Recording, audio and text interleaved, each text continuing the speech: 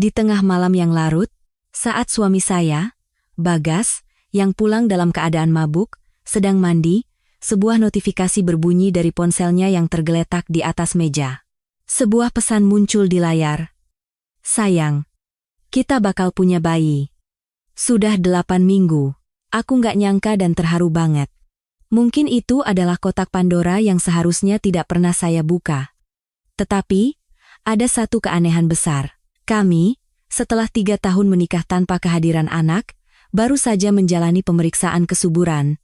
Dan hasil tes Bagas, yang sudah saya lihat lebih dulu, menyatakan dengan jelas, azoospermia obstruktif. Infertilitas permanen. Mustahil untuk pembuahan alami. Saya masih berpikir keras bagaimana cara memberitahukan hasil ini padanya, khawatir akan menghancurkan harga dirinya, takut ia akan terluka. Namun, suami yang saya khawatirkan itu ternyata sedang bersenang-senang dengan wanita simpanannya. Ibu mertua saya, Ibu Ratna, menjuluki saya sawah kering. Katanya saya adalah menantu pembawa sial yang tidak bisa memberikan keturunan dan akan memutus garis keluarga. Padahal, ia tidak tahu bahwa putranya lah yang menjadi penyebabnya. Bagas, tanpa tahu bahwa anak itu bukan darah dagingnya, begitu gembira dengan berita kehamilan selingkuhannya hingga ia meminta cerai dari saya. Tidak hanya itu, ia bahkan menuntut setengah dari saham perusahaan yang telah saya bangun dan besarkan dengan keringat dan air mata masa muda saya. Saya tidak bisa lagi menahannya. Saya sadar, inilah saatnya untuk berjuang, bukan hanya untuk diri saya sendiri, tetapi juga untuk melindungi seluruh karyawan perusahaan saya dan keluarga mereka. Apa yang terjadi pada mereka selanjutnya? Apakah mereka memohon sambil menangis? Melarikan diri? Atau tetap bertahan dengan tidak tahu malu? Satu hal yang bisa saya pastikan, saya tidak tinggal diam. Dan mereka menghadapi akhir yang tidak pernah mereka bayangkan. Nama saya Kirana Wijaya, usia 35 tahun, direktur utama sebuah perusahaan menengah. Mulai sekarang, saya akan menceritakan kisah saya, agar nyaman didengarkan sambil mencuci piring, berjalan santai, atau sebelum tidur, cukup tekan tombol subscribe sekarang. Teater kisah kita akan otomatis menyiapkan episode berikutnya untuk Anda. Saya adalah Kirana Wijaya, pendiri dan direktur utama perusahaan kosmetik, Cantika Sejati. Usaha yang saya rintis di usia 28 dari sebuah bengkel kerja kecil, kini telah berkembang menjadi perusahaan dengan lebih dari 200 karyawan. Produk kami terkenal di kalangan wanita parubaya sebagai kosmetik yang berkualitas tinggi dengan bahan-bahan alami dan harga yang terjangkau. Itu semua adalah buah dari kerja keras. Begadang semalaman untuk riset, berkeliling pelosok untuk mencari bahan baku terbaik, dan tak kenal lelah mendekati klien. Hari ini, seperti biasa, saya memimpin rapat direksi di kantor pusat. Untuk bahan baku krim pusaka kita kali ini, gunakan kualitas terbaik, meskipun harganya sedikit lebih mahal. Pelanggan kita sangat jeli, mereka akan langsung tahu perbedaannya. Para eksekutif serempak mengangguk dan mencatat instruksi saya. Manajer pemasaran bertanya dengan hati-hati, "Ibu Direktur, jika begitu margin keuntungan kita akan sedikit berkurang. Apakah tidak apa-apa? Pikirkan untuk jangka panjang. Sekali pelanggan percaya dan menggunakan produk kita, mereka akan menjadi pelanggan setia seumur hidup." Setelah rapat selesai, para eksekutif membungkuk hormat sambil berkata, "Keputusan Ibu Direktur memang selalu yang terbaik." Pada saat-saat seperti inilah saya merasa bahwa saya adalah pemilik sesungguhnya dari perusahaan ini. Namun, semua itu berubah begitu saya melangkah masuk ke pintu rumah mertua setelah pulang kerja. 3 tahun lalu saat menikah, saya masih begitu naif. Karena sibuk dengan bisnis dan tidak punya waktu untuk mengurus rumah tangga, saya berpikir lebih baik mempekerjakan keluarga daripada orang lain. Maka, saya mengangkat suami saya, Bagas, sebagai direktur HRD, ibu mertua saya sebagai auditor internal, dan adik ipar saya, Dewi, sebagai manajer keuangan. Saya percaya. Karena mereka keluarga. Mereka akan menjaga perusahaan ini seperti milik mereka sendiri. "Kirana, tolong kupaskan buah," kata ibu mertua. Saya segera mengenakan celemek dan berjalan ke dapur. Ibu mertua, yang bersantai di sofa ruang keluarga, mengganti-ganti saluran TV sambil berdecak. "Astaga, potongnya yang tipis sedikit. Kulitnya tebal sekali, daging buahnya jadi banyak terbuang." Di kantor saja gayanya pintar, tapi urusan dapur payah sekali.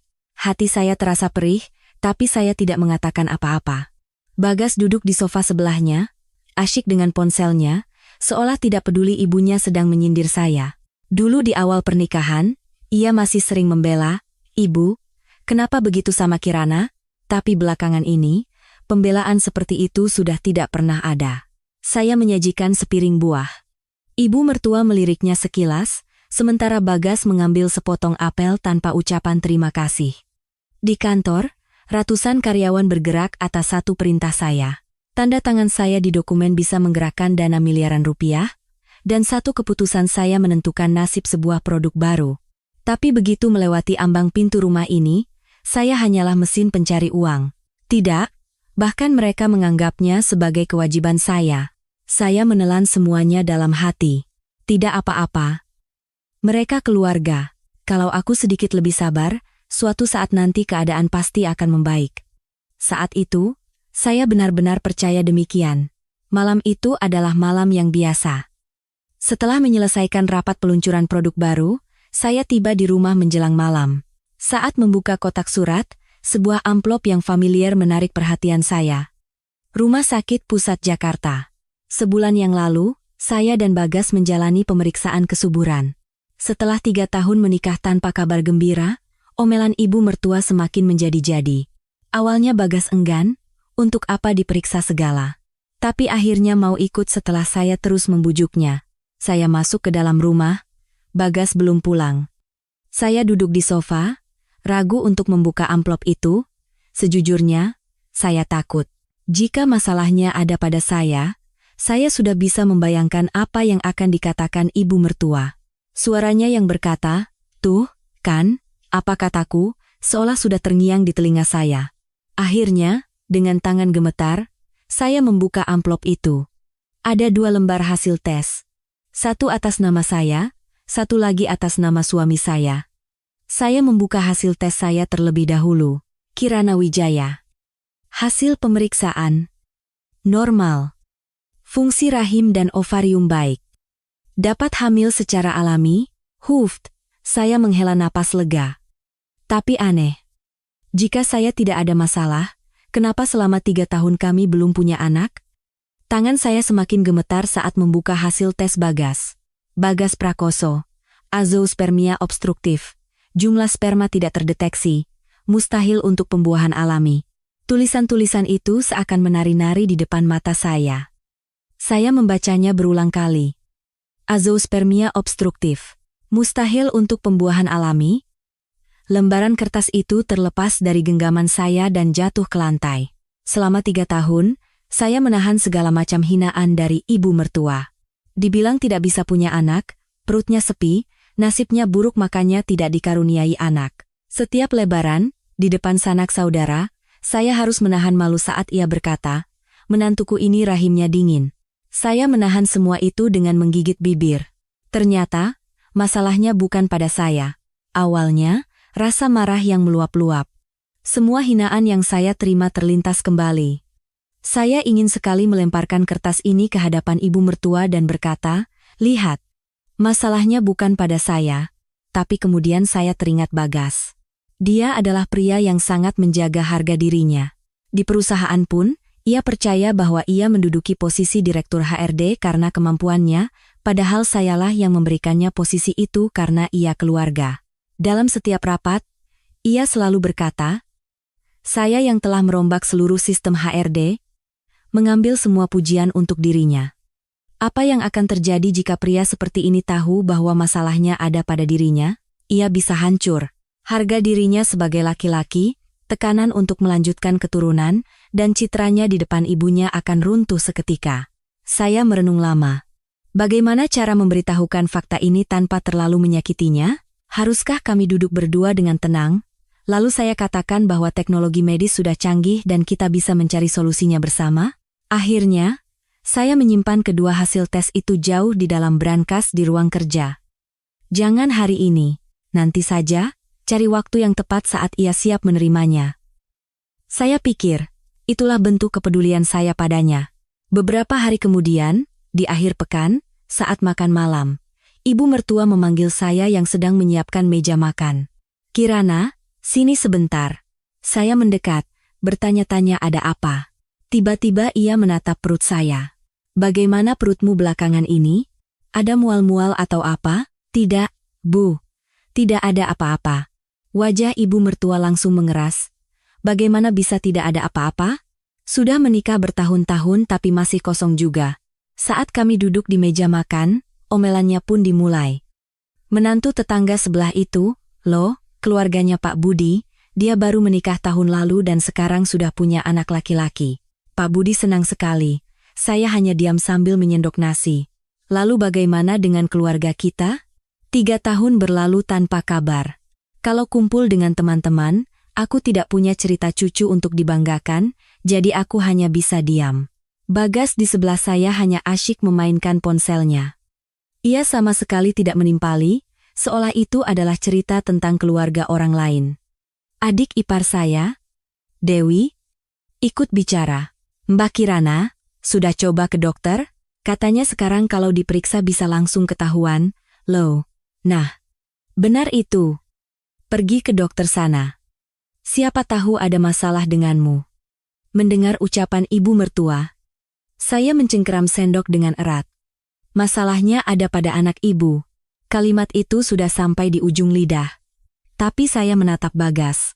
Dia masih saja menatap layar ponselnya, seolah percakapan ini tidak ada hubungannya dengan dia. Saya menahannya. "Iya, Bu. Nanti kalau ada waktu saya akan pergi." Saya belum memberitahunya bahwa kami sudah memeriksakan diri. "Apa maksudnya kalau ada waktu? Pergi sekarang juga. Kalau tidak bisa punya anak, garis keturunan keluarga ini bisa putus." Ibu mertua semakin menjadi-jadi. Setiap kali arisan, teman-temanku pamer cucu. Cuma aku yang diam saja. "Apa kamu tahu betapa malunya aku?" Mereka pasti bergunjing di belakangku. Saya menunduk, hanya mengaduk-aduk nasi di piring. Kertas di dalam brankas itu terus terbayang. Tiba-tiba, Bagas akhirnya angkat bicara. Dalam hati saya berharap, akhirnya dia mau membela. "Ibu, kalau sedang makan jangan berisik." Tapi hanya itu. Bukan untuk membela saya. Tapi karena ia merasa terganggu. Tidak ada satu kata pun yang menghibur atau melindungi saya. Ibu mertua mencibir. Iya. Bagus sekali kamu membela istrimu." Saya menunduk dan melanjutkan makan. Rasanya ingin menangis, tapi saya tahan. Tangan yang memegang sendok bergetar hebat. Malam itu, saya membuka brankas. Hasil tes Bagas masih di sana, azoospermia obstruktif. Mustahil untuk pembuahan alami. Dengan selembar kertas ini, semuanya bisa berakhir. Omelan ibu mertua, sindiran adik ipar, semua hinaan yang saya terima bisa berhenti seketika. Tapi, saya kembali menutup pintu brankas. Belum saatnya. Aku harus mencari cara untuk memberitahunya dengan hati-hati agar ia tidak terluka. Kita bisa menyelesaikan ini bersama-sama. Betapa bodohnya saya saat itu. Malam setelah saya melihat hasil tes itu. Suami saya bilang ada acara makan malam tim dan pulang larut. Hampir tengah malam. Saat mendengar pintu depan terbuka, saya berjalan ke ruang tengah. Aroma alkohol tercium kuat darinya. "Acaranya selesai larut?" "Ya, iya, minum-minum sama anak-anak tim." Jawabannya acuh tak acuh. Lalu ia langsung masuk ke kamar mandi. Terdengar suara air dari pancuran. Saya duduk di sofa dan menyalakan TV. Ibu mertua sudah tidur di kamarnya. Rumah terasa sunyi. Tapi kemudian saya melihat ponsel suami saya tergeletak di meja makan. Biasanya saya tidak akan pernah menyentuhnya. Privasi tetaplah penting dalam pernikahan. Selama 3 tahun, saya tidak pernah sekalipun memeriksa ponselnya diam-diam. Tiba-tiba, ponsel itu bergetar dan notifikasi muncul di layar. Nama pengirimnya terlihat jelas. Riana Sari, nama yang asing. Apakah ada karyawan dengan nama itu? Atau klien? Tanpa sadar, saya melirik ke layar. Sebagian pesan terlihat di jendela pop-up. "Sayang, tas yang kamu beliin hari ini bagus banget. Udah kangen lagi nih." Jantung saya serasa berhenti berdetak. "Sayang." Tangan saya gemetar hingga sulit memegang ponsel. Saya ingin membaca lebih lanjut. tetapi ponselnya terkunci. Pikiran saya kosong. Jangan-jangan suamiku selingkuh? Tidak mungkin. Ini pasti salah paham. Apakah Bagas punya sepupu perempuan? Tidak. Ia tidak punya. Lalu siapa? Anggota timnya? Mana mungkin ia membelikan tas dan dipanggil sayang oleh anggota tim? Dan apa mungkin ada karyawan di perusahaan yang tidak saya kenal namanya? Berbagai pikiran berkecamuk di kepala saya. Dada saya sesak, sulit untuk bernapas. Baru kemarin, saya menyembunyikan hasil tesnya. Saya begadang semalaman memikirkan cara memberitahukan fakta bahwa ia infertil tanpa menyakitinya. Dan suami yang saya khawatirkan itu justru membelikan tas untuk wanita lain. Pintu kamar mandi terbuka. Saya buru-buru meletakkan kembali ponselnya. Telapak tangan saya basah oleh keringat. Bagas keluar sambil mengeringkan rambut dengan handuk. Lagi ngapain? Ah? Tidak. Tidak? Lagi nonton TV. Saya berusaha agar suara saya tidak bergetar.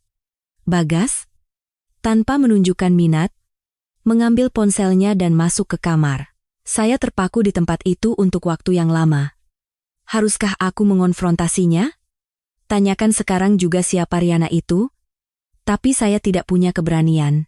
Jika ini hanya salah paham, hubungan kami akan menjadi canggung.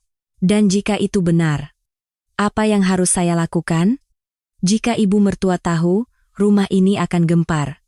Tunggu dan lihat saja, sampai ada bukti yang lebih kuat. Saya mencoba menenangkan hati yang berdebar kencang dan mematikan lampu. Malam itu, saya tidak bisa tidur. Seminggu berlalu sejak saya melihat pesan itu. Saya berpura-pura tidak terjadi apa-apa. Di kantor, saya tetap memimpin rapat dan menandatangani dokumen. Saat berpapasan dengan Bagas di koridor, saya menyapanya seperti biasa, dan ia pun bersikap normal. Karena kami bekerja di gedung yang sama, mustahil untuk tidak bertemu. Setiap kali Bagas meninggalkan mejanya, saya melirik jam. Jika ia makan siang lebih lama, saya bertanya-tanya dengan siapa ia makan. Jika ia bilang lembur dan pulang larut, saya ragu apakah ia benar-benar bekerja. Tapi Bagas begitu tenang. Ia tersenyum di depan saya, bercanda, dan bersikap seperti tidak ada yang terjadi. Ketenangannya itu justru membuat saya merinding. Apa jangan-jangan aku yang berlebihan? Pesan itu mungkin tidak berarti apa-apa? Lalu suatu malam, semuanya meledak. Saat pulang kerja, saya mendapati ibu mertua duduk di sofa ruang tamu menonton TV. Ekspresinya berbeda dari biasanya, terlihat sangat marah.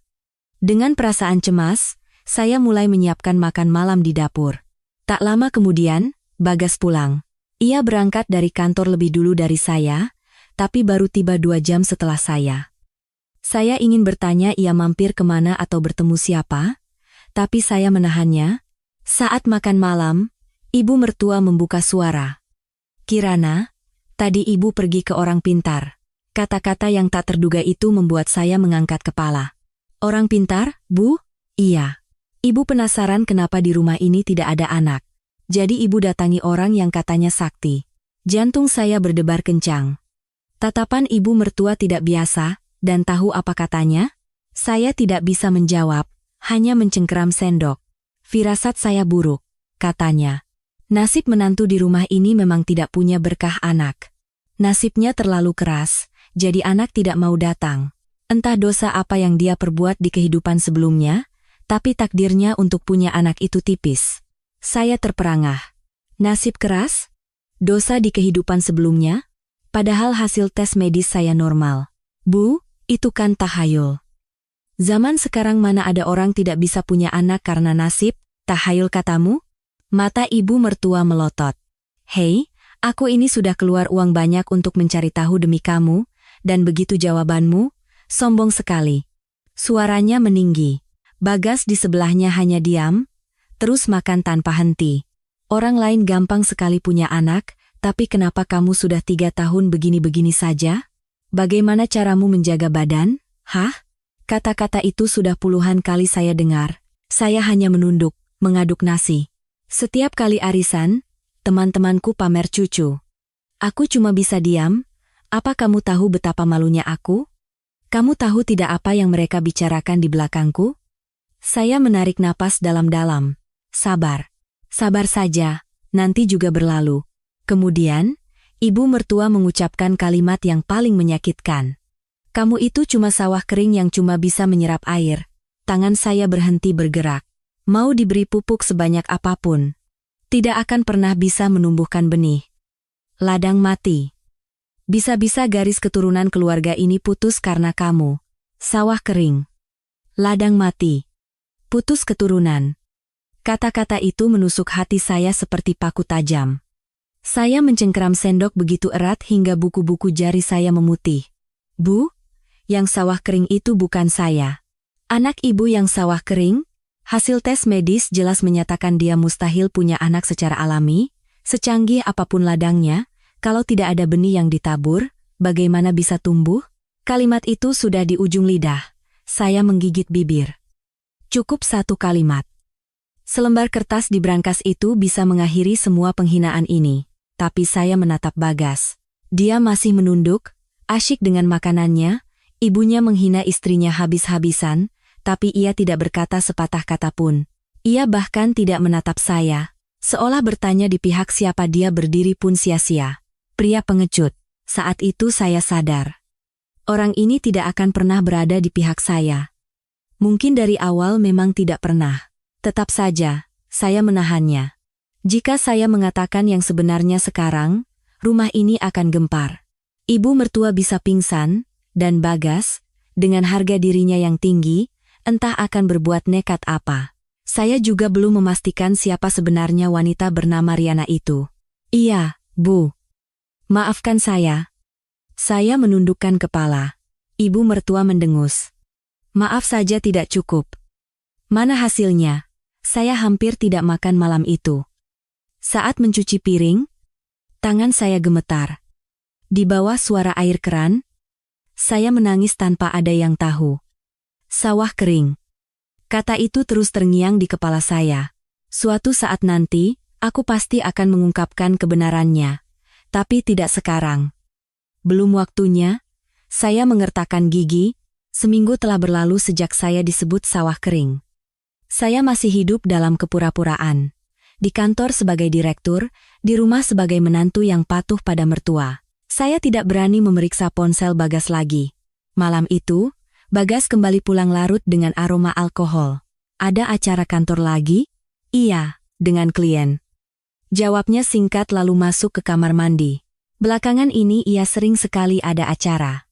3-4 kali seminggu ia pulang larut. Suara pancuran terdengar. Saya duduk termenung di sofa ruang tengah. Tiba-tiba, ponsel Bagas di meja bergetar. Riana Sari lagi. Jantung saya berdegup kencang. Tanpa sadar, tangan saya meraih ponsel itu. Kali ini, layarnya tidak terkunci.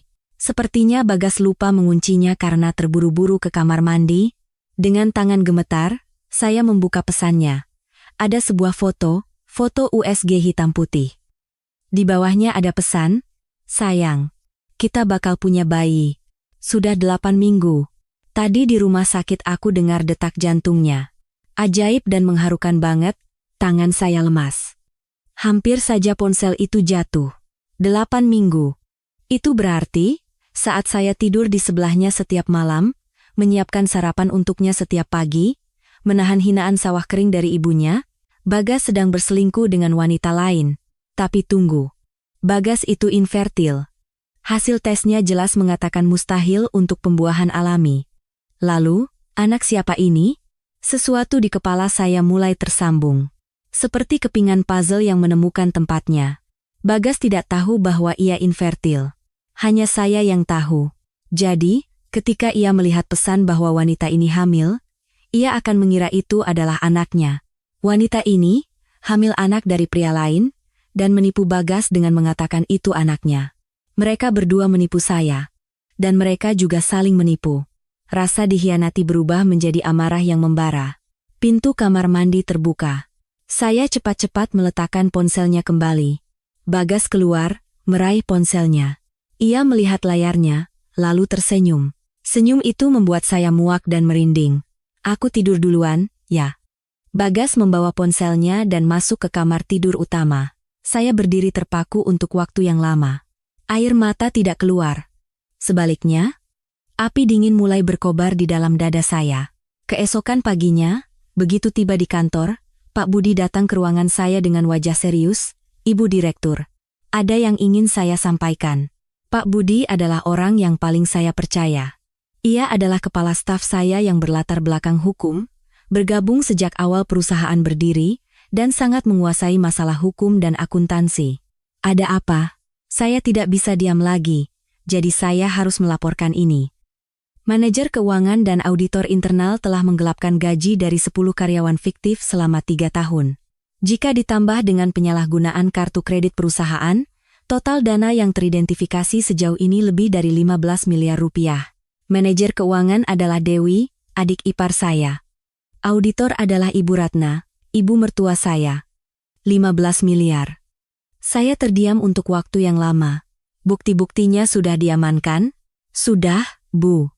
Laporan akuntansi, riwayat transaksi kartu kredit, hingga daftar nama karyawan fiktif, semuanya ada. Saya melaporkan ini pada Ibu terlebih dahulu. Saya mengangguk perlahan. Dan saya mengusap air mata. Bukan karena sedih, tapi karena merasa begitu bodoh. Bodoh karena telah mempercayai mereka hanya karena mereka keluarga. "Pak Budi." "Ya, Bu." Saya menatap matanya lekat-lekat.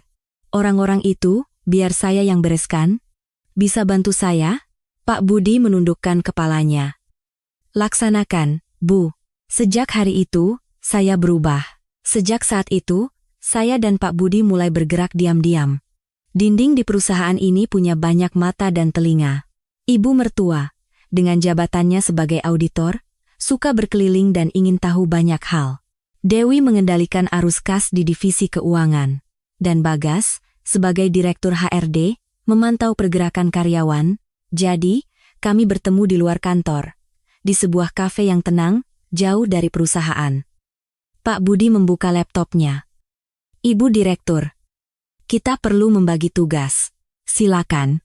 Saya akan fokus mengumpulkan bukti penggelapan. Laporan akuntansi asli, riwayat penggunaan kartu kredit perusahaan, catatan transfer gaji karyawan fiktif. Saya akan siapkan semua bukti yang sempurna secara hukum." Saya mengangguk. Lalu Ibu perlu melakukan 2 hal.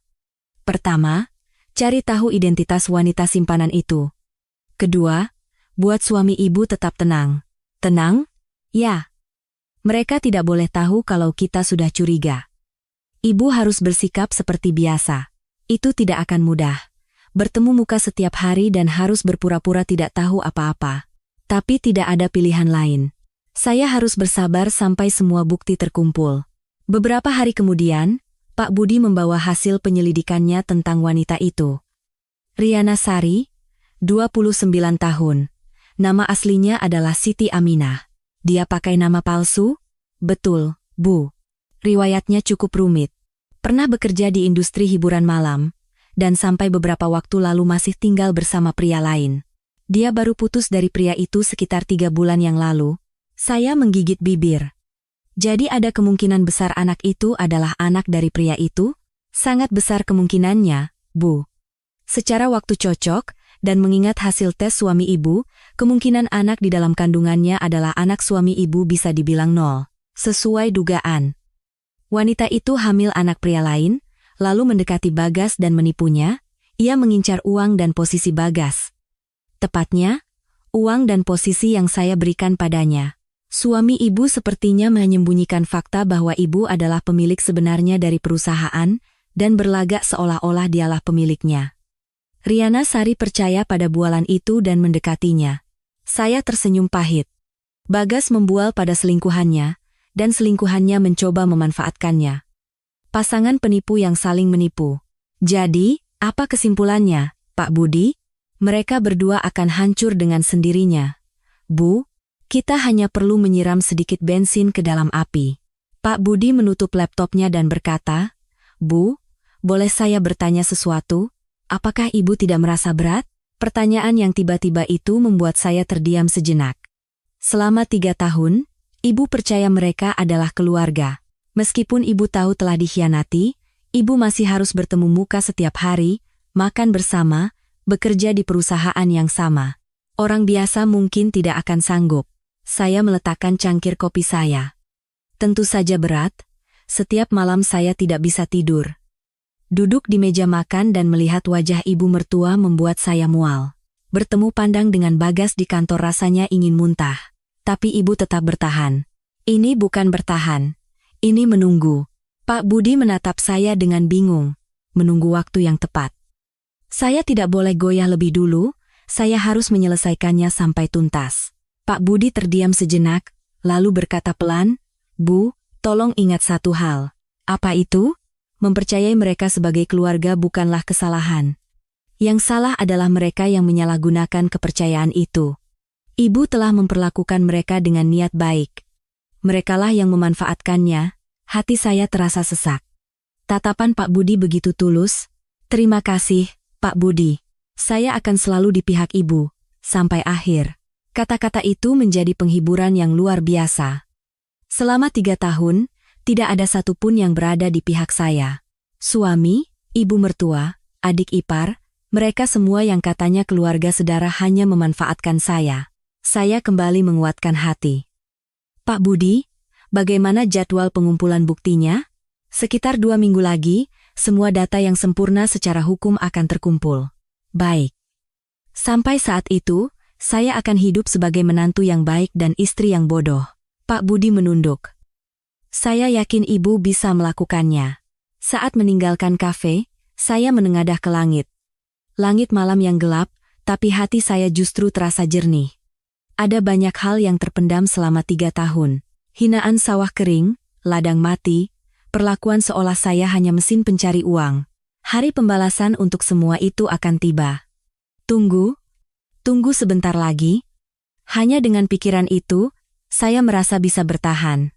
Beberapa hari kemudian, Bagas yang memulai pembicaraan.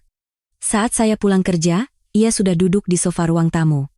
Tidak seperti biasanya, ia tidak melihat ponsel, seolah sedang menunggu saya. Ibu mertua ada di kamarnya, dan suasana terasa anehnya berat. "Kirana, duduk sini." Suara Bagas berbeda dari biasanya, suara orang yang telah membuat keputusan. Saya perlahan duduk di sofa di seberangnya. Saya sudah bisa menebak apa yang akan ia katakan. "Ada yang ingin aku bicarakan." Bagas menarik napas dalam-dalam. "Kita sudahi saja," kata-kata yang sudah saya duga. Tapi mendengarnya langsung tetap membuat sudut hati saya terasa dingin. "Sudahi? Maksudmu apa?" "Aku mau kita cerai." Bagas mengatakannya dengan tenang, ringan, seolah bertanya makan malam apa hari ini. "Kenapa tiba-tiba? Apa salahku?" Saya sengaja bertanya dengan nada panik. Bukan soal salah atau benar. Kita hanya tidak cocok. 3 tahun kita juga tidak punya anak, kan? Tidak punya anak karena siapa? Kata-kata itu sudah di ujung lidah, tapi saya menelannya kembali. Kita kan sudah berusaha selama 3 tahun. Kita juga sudah ke rumah sakit. Lalu apa? Hasilnya tidak ada, kan? Bagas memotong dengan nada jengkel. Dan lagi, ia berhenti sejenak. "Aku sudah menemukan wanita yang aku cintai." Akhirnya keluar juga. Saya berpura-pura terkejut. "Apa? Wanita yang kamu cintai?" "Iya. Namanya tidak penting. Dia berbeda darimu. Dia hangat dan benar-benar memahamiku. Dia mendengarkan ceritaku dan selalu ada di pihakku." Rasanya perut saya mual. "Hangat? Wanita yang menipumu dengan anak pria lain itu kau sebut hangat? Apa kau lupa aku sudah berada di pihakmu selama 3 tahun ini?" Dan dia. Bagas memasang ekspresi bangga, seolah ia baru saja mencapai prestasi besar, mengandung anakku. Momen ini. Betapa saya menantikannya. Hari di mana ekspresi sombong di wajah Bagas hancur berkeping-keping. Tapi belum saatnya. Saya berakting, dengan mata berkaca-kaca. "Anak? Wanita itu hamil?" "Iya. Sudah 8 minggu. Sudah periksa ke dokter, detak jantungnya pun sudah terdengar. Sehat," katanya. Suara Bagas terdengar penuh kebanggaan. Kebahagiaan menjadi seorang ayah. Tapi ia belum tahu betapa sia-sianya kebahagiaan itu. Lalu aku? Bagaimana denganku? Bagas mengangkat bahu. "Makanya kita cerai. Kamu juga lelah, kan? Dihina ibuku. Tidak bisa punya anak. Lebih baik kita berpisah, itu yang terbaik untuk kita berdua. Ia mengatakannya seolah sedang memberikan anugerah pada saya. Saya mengertakkan gigi. Sayang, aku tidak tahu apa salahku. Beri aku satu kesempatan lagi. Aku akan berusaha lebih baik. Saya berlutut. Ini semua akting. Di dalam hati, api dingin membara, tapi di luar, saya memainkan peran istri yang memohon dengan putus asa. Kumohon. Kita sudah bersama selama 3 tahun. Kita juga punya kenangan indah, kan? Bagas menunjukkan ekspresi tidak nyaman, tapi sepertinya hatinya tidak goyah. Kirana, keputusanku sudah bulat. Jangan membuat dirimu terlihat menyedihkan. Menyedihkan? Bukankah kamu yang berselingkuh dan keluargamu yang menggelapkan uang perusahaan yang lebih menyedihkan? Saat itu, pintu kamar ibu mertua terbuka. Jelas sekali ia sudah mendengar semuanya dari awal. Bahkan ada senyum di wajahnya. Ada apa ini? Kenapa kamu berlutut? Ibu mertua menatap saya dari atas. Tatapannya dingin. Bu, saya tidak tahu apa salah saya. Tolong beri satu kesempatan lagi. Sudah cukup. Ibu mertua mengibaskan tangannya. Kalau Bagas sudah memutuskan, ya sudah. Sejujurnya aku juga sudah lelah menunggu. 3 tahun sudah lebih dari cukup, kan? Lalu tiba-tiba, senyumnya merekah. Jadi, wanita itu benar-benar hamil anak Bagas? Iya, Bu. Sudah 8 minggu, katanya sehat. Astaga. Ibu mertua bertepuk tangan. Akhirnya keluarga kita punya keturunan. Garis keturunan Prakoso akan berlanjut. Saya terkejut. Menantunya sedang berlutut di hadapannya, dan ia malah bertepuk tangan gembira. Ibu mertua menatap saya dengan ekspresi seorang pemenang. Tuh, kan? Apa kataku? Kamu itu sawah kering. Ternyata benar masalahnya ada padamu. Bagas kan sehat, kenapa selama 3 tahun tidak ada kabar? Hati saya terasa tercabik-cabik. Yang sawah kering itu anakmu. Saya ingin berteriak, tapi saya harus menahannya. Sudah, Bagas, siapkan surat cerai. Cepat selesaikan semuanya dan kita sambut menantu baru. Pernikahannya harus dilangsungkan saat anaknya masih di dalam kandungan, biar lebih sah. Menantu baru? Mereka akan menyambut penipu itu sebagai menantu baru? Saya menunduk, mengepalkan tangan begitu erat hingga kuku menancap di telapak tangan.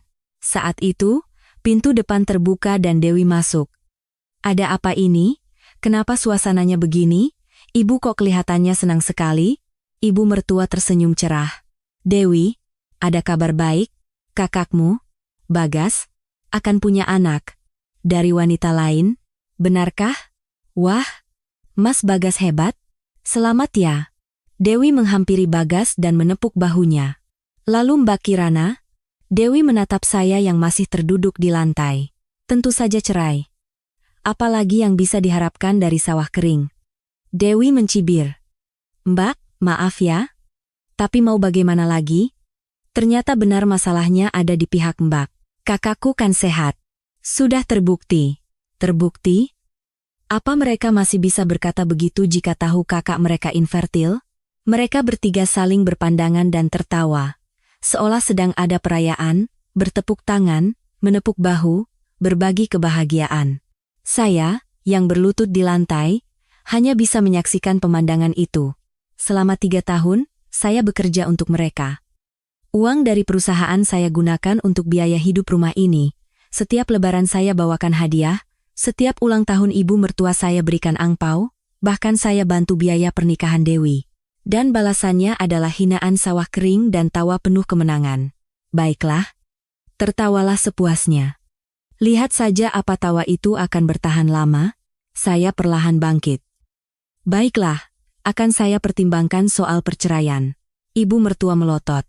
Pertimbangkan apa lagi? Cepat kemasi barangmu dan pergi dari sini. Bu, bagaimanapun juga kami sudah hidup bersama 3 tahun. Beri saya waktu untuk membereskan semuanya, barang-barang saya, dan juga serah terima pekerjaan di kantor. Mendengar kata pekerjaan di kantor, ekspresi ibu mertua sedikit berubah. Ah, benar. Perusahaan. Perusahaan ini milik saya. Rumah ini juga rumah saya. Bagas menimpali. Baiklah, aku beri waktu. Tapi jangan terlalu lama.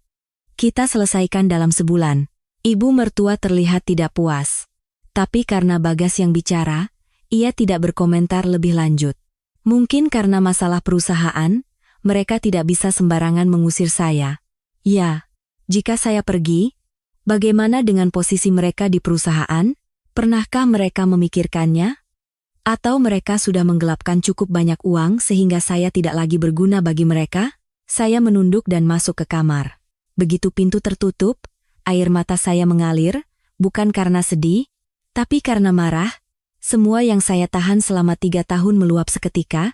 Saya terduduk di tempat tidur. Tangan saya bergetar. Di mata mereka, saya ini apa? Mesin pencari uang? Suku cadang yang bisa diganti kapan saja? Sepertinya hanya saya yang menganggap mereka keluarga, tapi saya segera mengusap air mata. Tidak ada waktu untuk menangis. Saya mengeluarkan ponsel dan mengirim pesan pada Pak Budi. Bagas meminta cerai. Katanya selingkuhannya hamil dan dia percaya itu anaknya. Balasan datang dengan cepat. Sesuai dugaan. Bu, pengumpulan bukti berjalan lancar. Data penggelapan hampir lengkap. Riwayat kartu kredit juga sudah diamankan. Saya mengirim pesan lagi. Berapa lama lagi? 3 minggu, Bu. Maka semua data yang sempurna secara hukum akan terkumpul. Mohon bertahan sedikit lagi, Bu Direktur. Mohon bertahan sedikit lagi, Bu Direktur. Sedikit lagi. Saya meletakkan ponsel dan menatap keluar jendela. Dari ruang tamu masih terdengar suara tawa. Ibu mertua, Dewi, dan Bagas tertawa bersama. Riuh dengan cerita tentang calon bayi dan menantu baru. Semoga laki-laki, pasti laki-laki, Bu. Keluarga kita kan diberkahi anak laki-laki. Jadi tidak sabar lihat wajah menantu baru. Katanya cantik, ya? Suara tawa mereka menembus dinding hingga ke kamar saya. Ya, tertawalah sepuasnya. Siapkan saja penyambutan menantu baru. Pilihkan juga nama untuk bayinya. Sebentar lagi, semua itu akan menjadi buih. Anak itu bukan anak Bagas.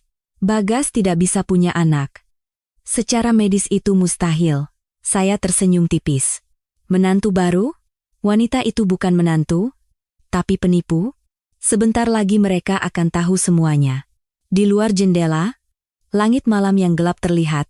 Tidak ada bintang, tapi hati saya justru terasa lebih jernih dari sebelumnya. 3 minggu. Cukup 3 minggu lagi. Saya menarik napas dalam-dalam dan memejamkan mata. Beberapa hari setelah pembicaraan cerai itu, Bagas datang membawa seorang pengacara. Kami duduk berhadapan di meja ruang tamu. Di samping Bagas, duduk seorang pria parubaya berjas. Saya sendirian. Langsung saja ke intinya. Bagas meletakkan setumpuk dokumen di atas meja. Aku tidak butuh tunjangan atau semacamnya. Sebagai gantinya, serahkan setengah saham perusahaan. Saya mengerjapkan mata. Saham perusahaan? Kenapa? Tidak mengerti? Setengah dari saham Cantika Sejati. Selama 3 tahun ini aku yang mengelola SDM dan membesarkan perusahaan ini. Tentu saja aku punya hak. Bagas menyilangkan kakinya dan bersandar di kursi dengan angkuh. Secara hukum, aset yang bertambah selama masa pernikahan adalah harta bersama. Benar kan, Pak Pengacara? Pengacara di sebelahnya mengangguk. Ya, pada prinsipnya seperti itu. Saya mengambil dokumen itu dan membukanya lembar demi lembar. 50% saham perusahaan, jika dihitung dengan nilai saat ini, harganya mencapai ratusan miliar rupiah. Saya tertawa karena merasa konyol. Kenapa kamu tertawa? Tidak, hanya merasa hebat saja. Saya meletakkan kembali dokumen itu. 50% saham tidak bisa. Apa? Mata Bagas membelalak. Jika saham dibagi, akan sulit mempertahankan kendali manajemen. Susunan dewan direksi menjadi rumit, pengambilan keputusan melambat. Jika perusahaan goyah, itu juga tidak baik untukmu. Itu urusanmu. Makanya aku tawarkan solusi lain.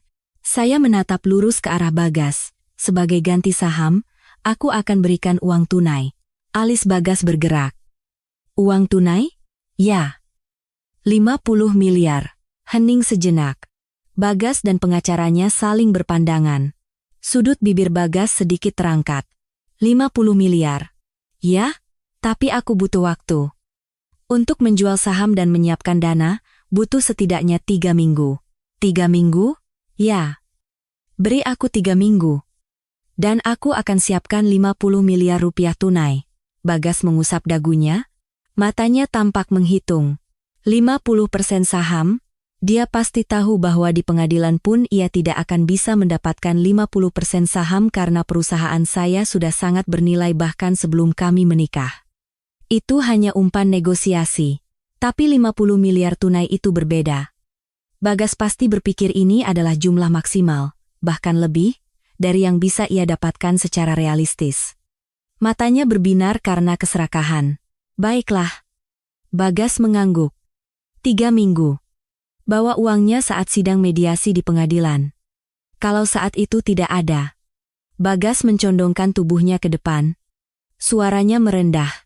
Akan kuhancurkan perusahaan ini, mengerti? Saya mengangguk dengan tenang. Mengerti. Bagas bangkit dari kursinya, diikuti pengacaranya. Sampai jumpa 3 minggu lagi. Pintu depan tertutup. Saya duduk terdiam di tempat itu untuk waktu yang lama, 50 miliar. Uang yang sangat besar. Tapi jika itu bisa menyelamatkan perusahaan, itu harga yang murah. Dan yang terpenting, saya tersenyum tipis. 3 minggu. Waktu yang cukup. Cukup untuk melengkapi bukti penggelapan Bagas, ibu mertua, dan adik iparnya. Cukup untuk menyelesaikan bukti penyalahgunaan wewenang oleh Bagas. 3 minggu adalah waktu yang pas untuk menyusun semua data yang dikumpulkan Pak Budi menjadi berkas hukum yang sempurna. Mereka, yang dibutakan oleh 50 miliar tunai, memberikan saya waktu 3 minggu. Mereka tidak tahu bahwa 3 minggu itu akan menjadi waktu terakhir bagi mereka. Saya mengeluarkan ponsel dan mengirim pesan pada Pak Budi. 3 minggu berhasil didapat. Lanjutkan sesuai rencana. Balasan datang seketika. Baik, Bu Direktur. Akan saya siapkan dengan sempurna. Saya menatap keluar jendela. 3 minggu. Bagi mereka, itu adalah waktu untuk pesta terakhir. Bagi saya, itu adalah waktu untuk menyempurnakan pembalasan. Permainan telah dimulai. Keesokan harinya, Bagas dan ibunya berkemas dan pergi dari rumah. Begitu mudah, begitu hampa. Dewi datang dengan mobil untuk membantu mengangkut barang. 4 koper, 6 kardus. Barang-barang yang mereka kumpulkan selama 3 tahun tinggal gratis di rumah saya.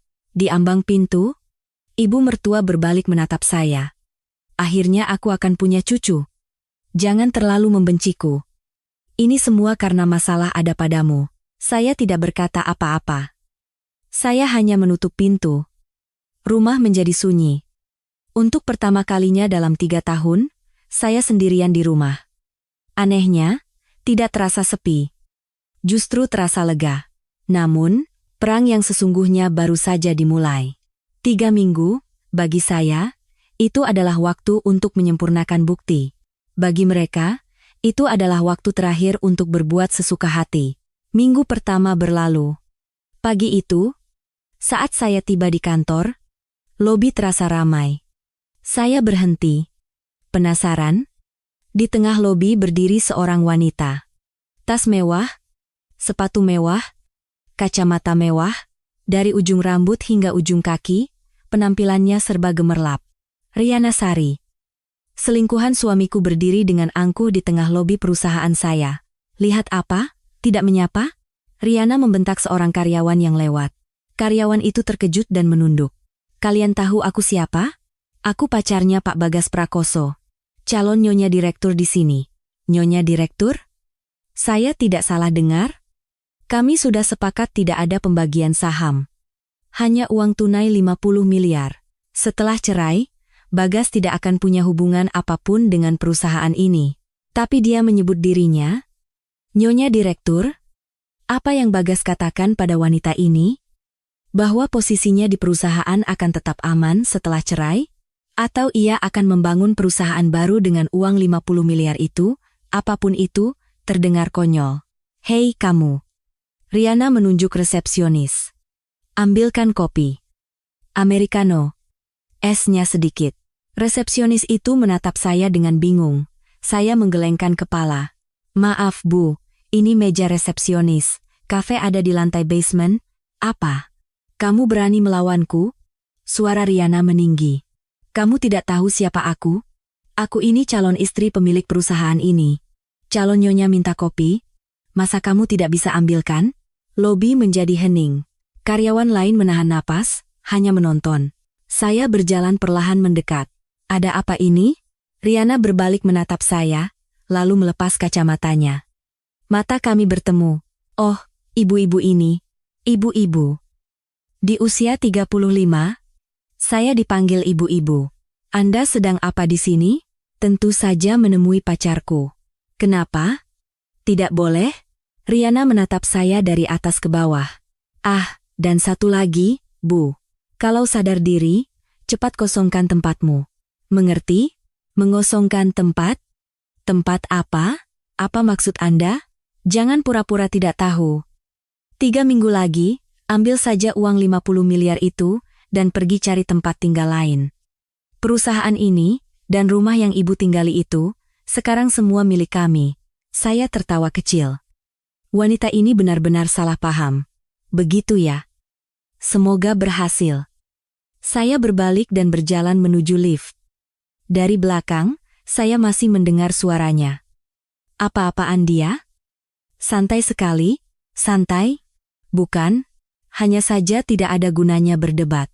3 minggu lagi, wanita ini akan sadar betapa bodohnya ucapannya. Minggu kedua. Pak Budi membawa laporan. Ibu Direktur. Ini rincian penggunaan kartu kredit perusahaan. Saya menerima dokumen itu. Mata saya membelalak. Ini penggunaan dalam 1 hari? Betul, Bu. Kemarin saja totalnya 30 juta rupiah. 30 juta. Dalam 1 hari, rinciannya semua di butik-butik mewah di mall. Tas, jam tangan, pakaian, perhiasan. Digunakan oleh auditor dan manajer keuangan. Ibu mertua dan adik ipar. Sejak pindah dari rumah, mereka menggila dalam berbelanja. Mereka tidak masuk kantor, tapi bagaimana bisa? Karena secara resmi mereka berdua belum diberhentikan. Bu. Wewenang kartu kredit perusahaan masih aktif. Saya mengertakkan gigi. Mereka pasti berpikir, toh nanti akan dapat 50 miliar. Uang yang mereka pakai sekarang bisa dipotong dari sana. Terus pantau. Catat semuanya sebagai bukti. Baik, Bu. Minggu ketiga. Insiden fatal terjadi. Malam itu, saya menerima telepon darurat dari Pak Budi. Ibu Direktur, bisa bicara sekarang? Suaranya bergetar. Pasti terjadi sesuatu. Ya, silakan. Saya baru saja memeriksa riwayat transfer dana perusahaan. Tadi sore, ada dana keluar sebesar 2 miliar rupiah. Jantung saya serasa copot. 2 miliar? Kemana? Uang muka pembelian properti, Bu. Ditransfer sebagai uang muka pembelian apartemen di Kebayoran Baru? Atas nama siapa? Hening sejenak. Atas nama Riana Sari. Napas saya tertahan. Apa? Mereka melakukan transaksi pembelian apartemen atas nama wanita itu. Dan uang mukanya diambil dari dana perusahaan. Disetujui dengan otorisasi Direktur HRD. Bagas menggunakan uang perusahaan untuk membayar uang muka apartemen atas nama selingkuhannya? Ini penyalahgunaan wewenang. Betul, Bu. Ini jelas-jelas penyalahgunaan wewenang dalam jabatan. Saya terdiam lama. Sepertinya mereka benar-benar yakin posisi mereka di perusahaan ini aman. Apakah mereka pikir karena memegang kendali di HRD, audit, dan keuangan, mereka bisa menutupi semuanya? Kalau tidak, mereka tidak akan bertindak sebodoh ini. Keserakahan benar-benar membutakan mata. Membeli apartemen atas nama selingkuhan dengan uang perusahaan sebelum menerima uang cerai. Bukti sudah diamankan? Sudah, Bu. Riwayat transfer, catatan persetujuan, hingga salinan surat perjanjian jual beli apartemen, semuanya sudah kami dapatkan. Saya menarik napas perlahan. Bagus sekali, Pak Budi. Bu, dengan ini. Ya. Saya menatap keluar jendela. Beberapa bintang terlihat di langit malam. Ini bukti pamungkasnya. Sudah cukup. 3 minggu hampir berakhir.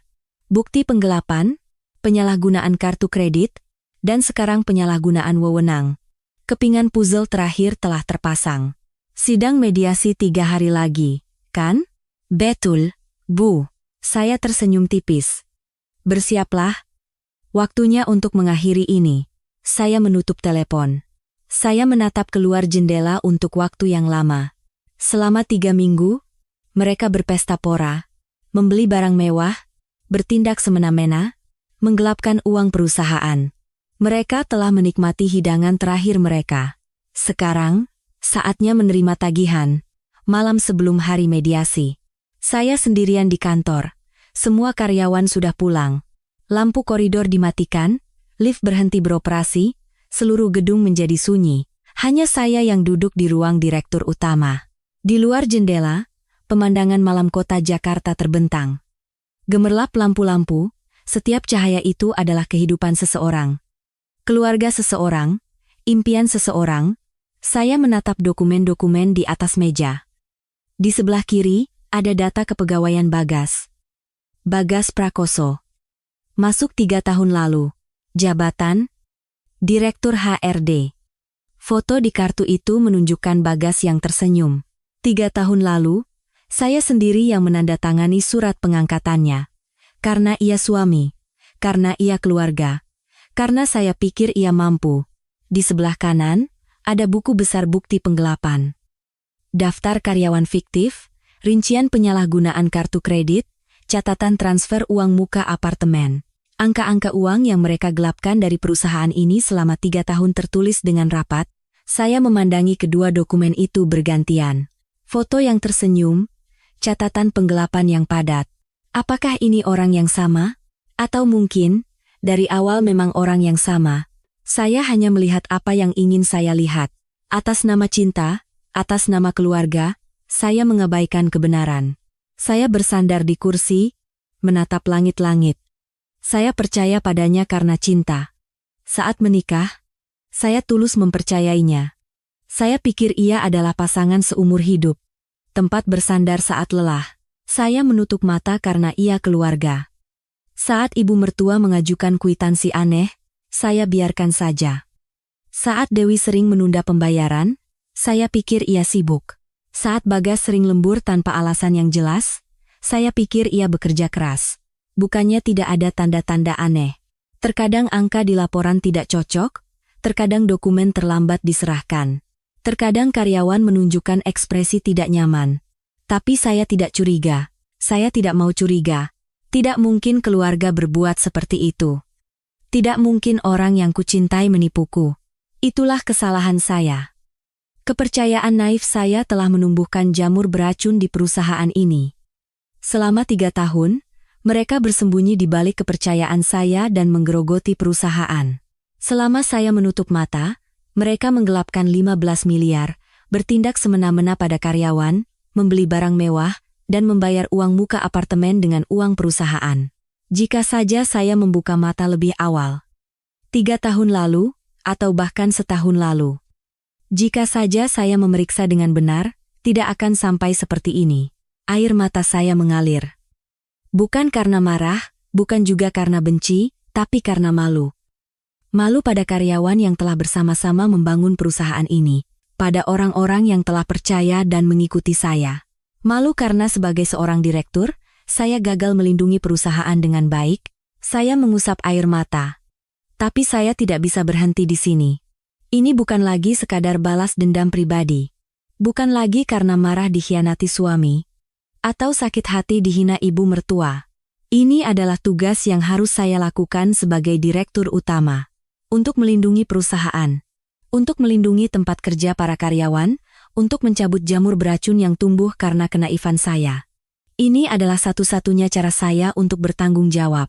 Saya merapikan dokumen-dokumen itu dan memasukkannya ke dalam tas.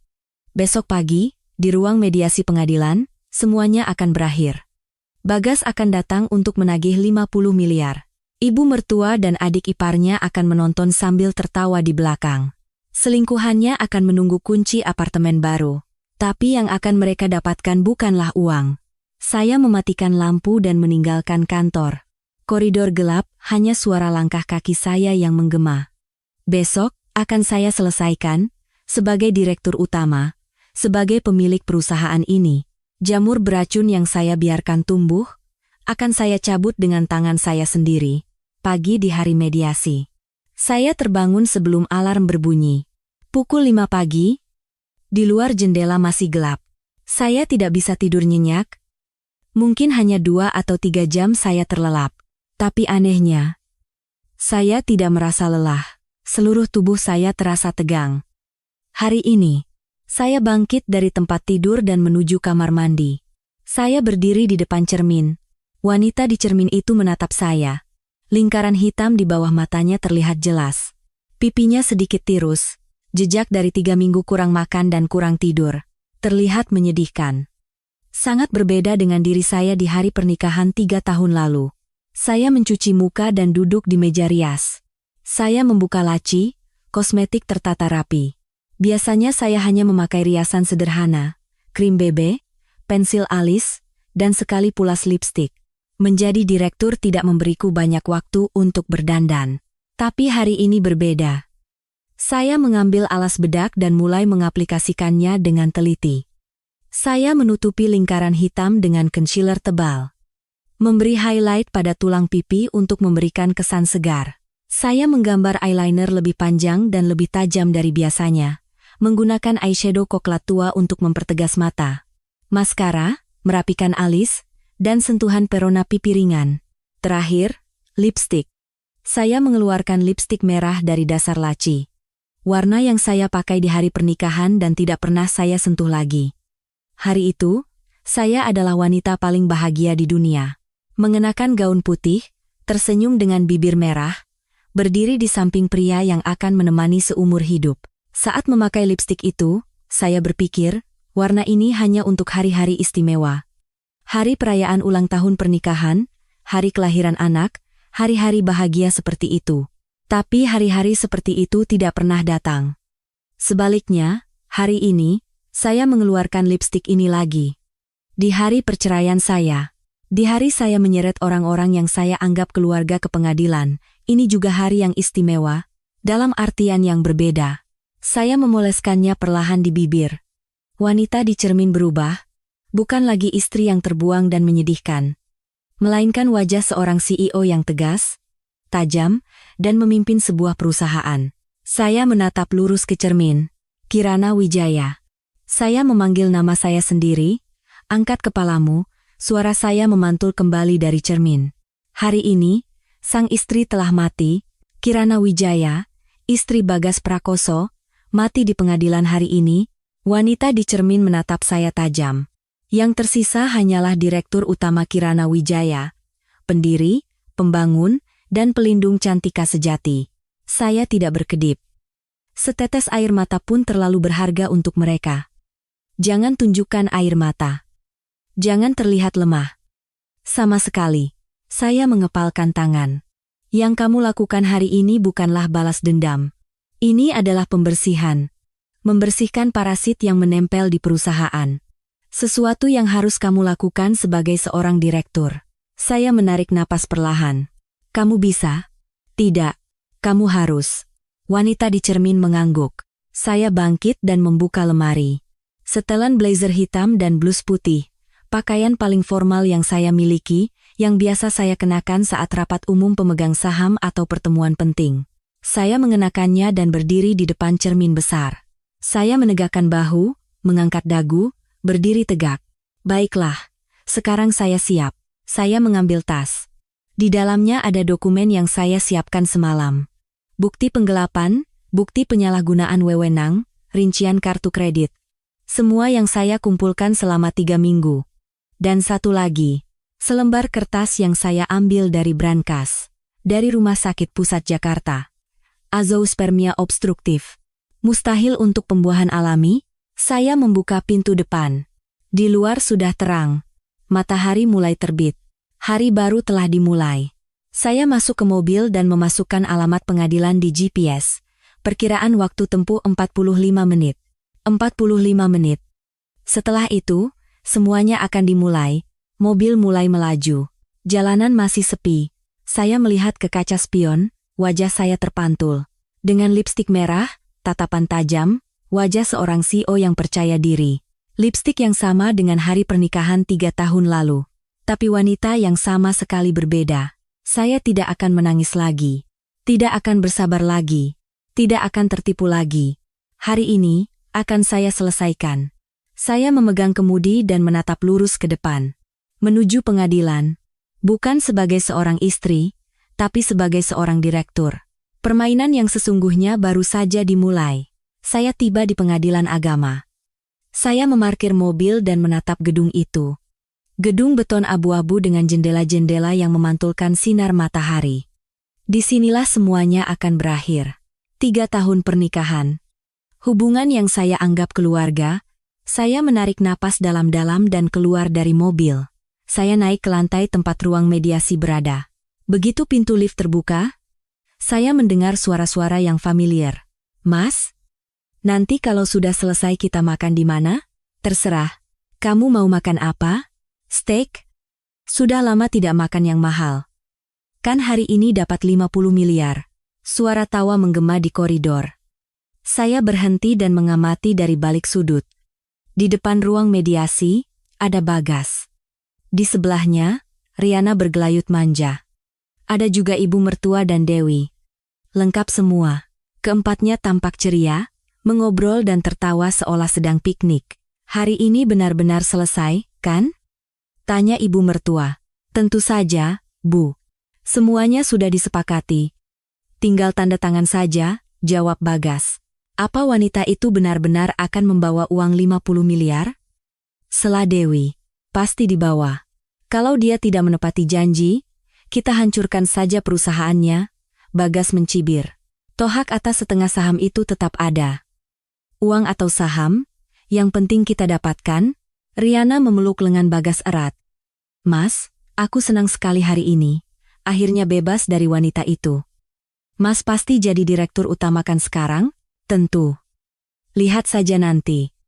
Selama ini aku sudah sangat bersabar. Aku juga sabar. Mas. Ketemu diam-diam itu capek tahu? Keduanya terkekeh. Saya berjalan perlahan keluar dari persembunyian. Oh. Riana menatap saya dengan mata membulat. Datang juga? Bagas menatap saya dengan senyum mengejek. Sudah datang. Saya menjawab dengan tenang, iya. Dandanannya tebal sekali. Ada acara spesial? Cibir ibu mertua sambil memindai saya dari atas ke bawah. Iya, Bu. Hari yang sangat spesial? Saya mengangguk. Karena ini hari terakhir. Ibu mertua mendengus. Pintu ruang mediasi terbuka dan seorang petugas memanggil. Bapak Bagas Prakoso, Ibu Kirana Wijaya. Silakan masuk. Saya berjalan masuk lebih dulu. Kami duduk berhadapan di meja mediasi, Bagas di seberang, didampingi pengacaranya. Mediator mengeluarkan dokumen, saya akan konfirmasi kesepakatan kedua belah pihak. Pembagian harta dan tuntutan tunjangan disepakati untuk ditiadakan. Benar? Ekspresi Bagas sedikit menegang. Tunggu dulu. Bagaimana dengan 50 miliar itu? Mediator mengerutkan kening. Di dalam surat kesepakatan tidak ada klausul pembayaran uang. Bagas menatap saya tajam. Saya berkata dengan tenang, 50 miliar itu akan saya berikan secara terpisah.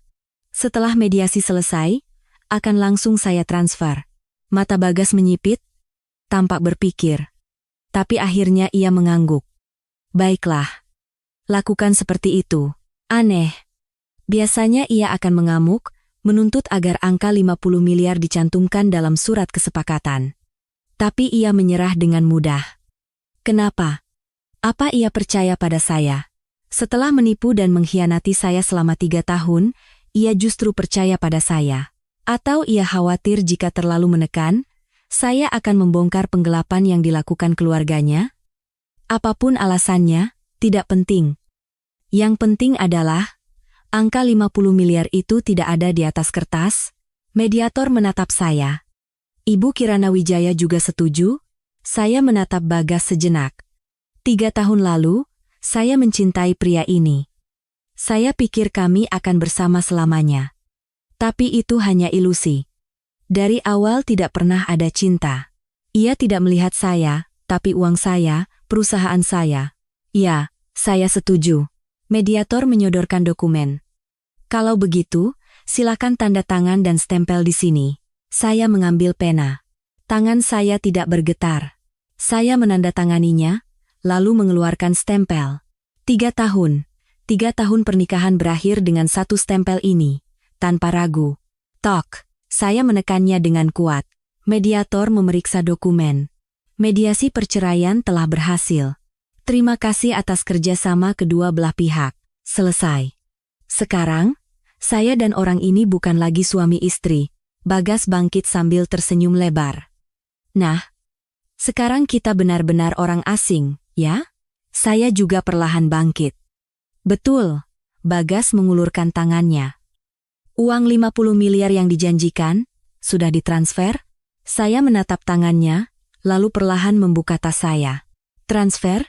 Saya tersenyum dingin. Sebagai gantinya, aku bawa sesuatu yang lebih pasti. Saya mengeluarkan setumpuk dokumen dari tas. Ekspresi Bagas menegang. Apa itu? Saya meletakkan dokumen itu di atas meja. Menurutmu, apa yang aku lakukan selama 3 minggu ini? Mata Bagas membelalak. Saya tersenyum. Perhitungan yang sesungguhnya baru akan dimulai sekarang. Tumpukan dokumen itu tergeletak di atas meja. Tebal. Amplop itu berisi semua yang telah saya siapkan selama 3 minggu. Bagas menatapnya. Apa ini? Saya mengambil amplop itu dan melemparkannya ke dada Bagas. Sebagai ganti 50 miliar, aku bawa ini. Bagas. Dengan ekspresi bingung, membuka amplop itu dan mulai membaca. Wajahnya berubah. Mengeras. Lalu pucat pasi. Apa-apaan ini? Tidak bisa baca? Sudah tertulis jelas di sana. Saya berkata dengan tenang. Itu surat gugatan perdata. Gugatan atas pengembalian dana 15 miliar rupiah yang telah kamu, ibumu, dan adikmu gelapkan dari perusahaan selama 3 tahun. Tangan Bagas bergetar. Dan yang di belakangnya itu laporan pidana, pelanggaran undang-undang tindak pidana ekonomi, penggelapan dalam jabatan, dan penyalahgunaan wewenang. Ruang mediasi menjadi sunyi. Mediator, staf, bahkan pengacara Bagas, semua menahan napas. Laporannya sudah saya masukkan ke kantor polisi tadi. Mampir di jalan. Saya melirik jam tangan. Mungkin sebentar lagi penyidiknya akan tiba di sini. Kamu gila? Teriak Bagas. Apa yang kamu lakukan? Pintu terbuka dengan kasar. Ibu mertua masuk, diikuti Dewi dan Riana. Ada apa? Kenapa teriak-teriak? Ibu mertua menghampiri Bagas. Bagas menyodorkan dokumen itu. Lihat ini. Bu, dia melaporkan kita ke polisi? Ibu mertua merebut dokumen itu dan membacanya. Wajahnya memerah padam. Apa? Laporan polisi? Kamu berani melaporkan mertuamu sendiri? Ibu mertua berbalik ke arah saya.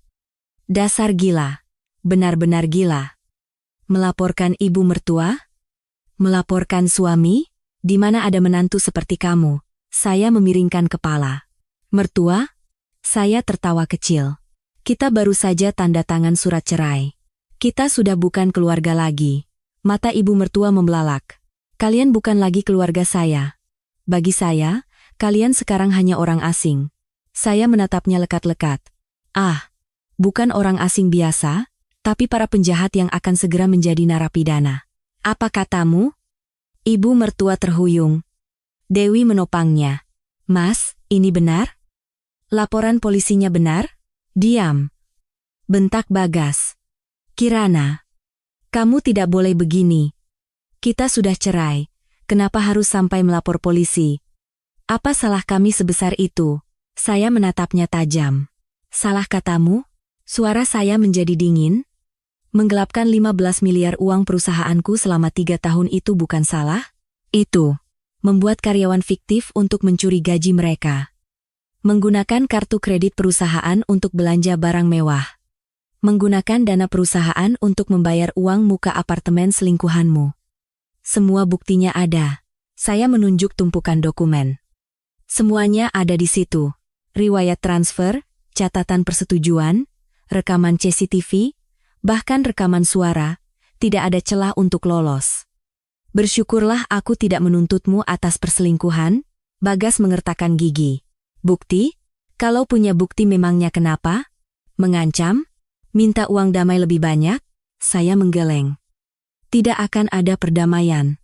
Tidak ada damai. Terima saja hukuman kalian. Masuk penjara sana. Wajah Bagas berubah marah. Kurang ajar. Ia mengepalkan tangan dan mendekati saya. Saya tidak mundur. Kalau kamu menyentuhku, akan ada tambahan pasal penganiayaan. CCTV di ruangan ini menyala. Bagas berhenti. Tangannya gemetar, tapi ia tidak berani menyentuh saya. Saya mengeluarkan selembar kertas lagi dari tas saya. Ah, dan ini. Saya menatap Bagas. Ini juga untukmu. Anggap saja hadiah. Saya menyodorkan kertas itu padanya. Untuk Tuan Bagas Prakoso, yang hampir menjadi ayah dari anak orang lain. Bagas mengambil kertas itu. Hasil tes dari Rumah Sakit Pusat Jakarta. Azoospermia obstruktif. Mustahil untuk pembuahan alami. Mata Bagas terbelalak. Apa ini? Kamu masih ingat kita pernah tes kesuburan bersama? Tidak bisa baca? Kamu infertil. Tidak punya benih. Saya menoleh ke arah Riana. Wanita itu tersentak. Secara medis, mustahil untuk hamil secara alami. Saya kembali menatap Bagas. Tapi, saya berkata perlahan. Anak di dalam perutnya itu ada, kan? Hening. Bagas perlahan menoleh, menatap Riana, wajah Riana pucat pasi. Riana, suara Bagas merendah. Apa maksud semua ini? Mas. Itu.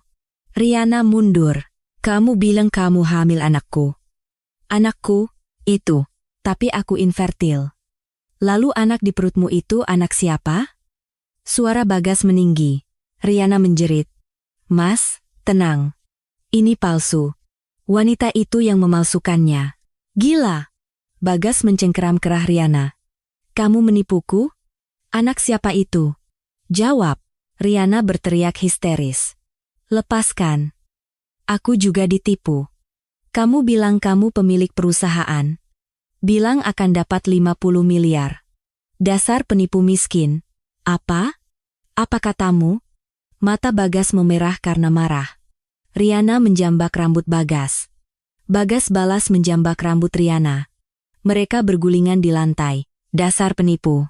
Kamu yang penipu. Gayanya saja selangit. Ternyata tidak punya apa-apa. Ibu mertua menjerit. Anak-anak, hentikan. Hentikan. Ruang mediasi menjadi kacau balau. Tiba-tiba, terdengar suara sirene yang semakin mendekat. Pintu terbuka dengan keras. Polisi menyerbu masuk, jangan bergerak. Semuanya jangan bergerak. 4 atau 5 orang polisi masuk ke ruangan. Bagas Prakoso, Ratna, dan Dewi. Kalian ditangkap atas dugaan tindak pidana ekonomi dan penggelapan. Kalian punya hak untuk diam dan hak untuk didampingi pengacara. Bagas diborgol di lantai. Ibu mertua dan Dewi juga diborgol. Dan Anda, Riana Sari. Polisi menatapnya. Anda kami minta untuk ikut ke kantor polisi untuk dimintai keterangan atas dugaan keterlibatan dalam penipuan. Wajah Riana menjadi pucat seperti mayat. Saya? Saya tidak melakukan apa-apa. Saya tidak tahu apa-apa. Itu akan kami pastikan dalam penyelidikan. Silakan ikut kami. Riana juga digiring pergi. Keempatnya digelandang keluar dengan tangan terborgol. Saat diseret, ibu mertua menatap saya. Kirana. Kirana. Ia mencoba memberontak. Bagaimana bisa kamu melakukan ini? Apa salah kami sebesar itu? Kamu tidak boleh melakukan ini pada kami. Polisi menahannya. Tenang, Bu. Lepaskan. Lepaskan aku. Ibu mertua berhasil meraih ujung celana saya. Kumohon, cabut laporannya. Kami akan berdamai. Kami akan kembalikan semua uangnya. Ya, Kirana. Ibu salah. Ibu mohon. Saya menatapnya dari atas. Orang yang selama 3 tahun telah menghina, merendahkan, dan memanfaatkan saya. Sawah kering. Ladang mati. Saya ingat semua kata-kata itu. Saya menyentakkan kaki, melepaskan cengkeramannya dengan dingin. Kenapa Anda jadi ibu saya? Bukankah Anda yang memperlakukan saya lebih buruk dari orang asing? Semuanya sudah terlambat, saya mundur selangkah. Jika saja 3 tahun lalu Anda memperlakukan saya sebagai manusia, ini semua tidak akan terjadi. Air mata mengalir di pipi ibu mertua. Tapi saya tidak menoleh lagi. Polisi membawa mereka berempat pergi. Saya dengan tenang mengangkat telepon dan menelepon Pak Budi. Pak Budi, Direktur HRD Bagas Prakoso, Auditor Ratna, dan Manajer Keuangan Dewi, pecat mereka semua sekarang juga. Semuanya sudah berakhir. Terima kasih banyak, Pak Budi. Saya menutup telepon dan berdiri termangu. Ruang mediasi terasa kosong, hanya saya yang tersisa. Sinar matahari masuk melalui jendela. Selesai. Mimpi buruk selama 3 tahun telah berakhir. Saya menarik napas perlahan. Kaki saya terasa lemas. Saya terduduk di kursi. Air mata mengalir. Bukan karena sedih, tapi karena lega. Lega karena akhirnya semua berakhir. Bebas karena tidak perlu lagi bersabar. Perasaan itu mengalir menjadi air mata. Saya duduk di sana dan menangis untuk waktu yang lama. Menangis sepuasnya di ruang mediasi yang kosong. Beberapa hari kemudian, saya berdiri di depan perusahaan. Cantika Sejati, perusahaan yang saya mulai di usia 26, yang saya bangun dengan begadang, penolakan, dan kerja keras. 3 tahun lalu, saya membawa keluarga mertua ke perusahaan ini. Saya pikir karena mereka keluarga, mereka bisa dipercaya. Saya pikir jika kita membesarkannya bersama, akan lebih baik. Saya salah, tapi sekarang, saya akan memperbaiki kesalahan itu. Tidak, mulai sekarang, saya akan memperbaikinya. Saya mendorong pintu utama dan masuk. Lobi tidak seperti biasanya. Banyak orang berdiri di sana. Resepsionis, petugas keamanan, dan karyawan dari lantai lain. Mereka semua berkumpul di lobi. Melihat saya, mereka semua menunduk hormat. Ibu Direktur, Anda sudah datang. Kami sudah menunggu, Bu. Saya berhenti. Saya memandangi wajah mereka satu persatu. Resepsionis yang 3 minggu lalu dihardik oleh Riana. Petugas keamanan yang setiap pagi selalu dicari-cari kesalahannya oleh ibu mertua. Mereka semua tersenyum. Senyum yang tulus. Bu, kami sudah lihat beritanya, kata seorang karyawan. Kami benar-benar lega. Selama ini, ibu pasti sangat berat. Sekarang kami bisa bekerja dengan tenang. Tenggorokan saya tercekat. Saya menundukkan kepala. Terima kasih. Kalian juga. Selama ini pasti berat. Para karyawan bertepuk tangan. Suara tepuk tangan menggema di lobi. Saya berjalan menuju lift. Saat pintu terbuka, Pak Budi sudah berdiri di sana. Ibu Direktur. Ia menunduk hormat. Saya masuk ke dalam lift, berdiri di sebelahnya. Pintu tertutup. Kami hanya saling menatap dan mengangguk. Itu sudah cukup. 3 minggu kami bersiap bersama, berjuang bersama, dan menang bersama. Tidak perlu kata-kata. Saya tersenyum lega. Pak Budi juga tersenyum. Lift naik ke lantai atas. Di ruang direktur, saya berdiri di dekat jendela. Pemandangan kota Jakarta terhampar. Gedung-gedung, jalanan, orang-orang yang lalu lalang. 3 tahun lalu, saya juga menatap pemandangan ini. Saat itu, bersama Bagas, bersama ibu mertua dan Dewi. Saya pikir saya bahagia karena punya keluarga baru. Sekarang saya sendirian. Tapi tidak merasa kesepian, justru hati saya terasa damai. Di dekat jendela ada sebuah pot tanaman. Pot baru. Sebuah bunga kecil sedang mekar. Saya menatap pot itu. Sawah kering. 3 tahun lalu, ibu mertua memanggil saya begitu, wanita yang tidak bisa punya anak. Wanita yang akan memutus garis keturunan, betapa sakitnya kata-kata itu. Tapi sekarang saya tahu, yang sawah kering itu bukan saya. Yang tidak punya benih adalah pihak mereka. Mereka yang menyalahkan, merendahkan, dan mencoba mengusir saya. Yang sesungguhnya kosong adalah mereka. Saya bukan sawah kering. Saya hanya ditumbuhi akar yang busuk. Dan sekarang, akar busuk itu telah saya cabut. Saya menyentuh kelopak bunga itu dengan lembut. Sekarang, Cantika Sejati akan kembali mekar dengan sesungguhnya. Begitu juga dengan saya. Saya berbalik dan duduk di meja kerja. Saya menyalakan komputer. Pekerjaan yang tertunda muncul di layar. Banyak yang harus dilakukan. Tapi rasanya menyenangkan. Bekerja di perusahaan yang saya bangun, melakukan pekerjaan saya. Saya menggenggam mouse. Memulai kembali. Menjelang malam, jam pulang kerja tiba. Saya bangkit, mengambil tas, dan meninggalkan kantor. Saya turun ke lobi dengan lift. Lobi sudah sepi. Saya berjalan menuju pintu utama. Suara hak sepatu saya menggema. Tok, tok, tok. Suara yang tegas. Suara yang hilang selama 3 tahun pernikahan. Suara yang terlupakan karena sibuk menuruti kemauan mertua, menyenangkan suami, dan berusaha menjadi menantu yang baik.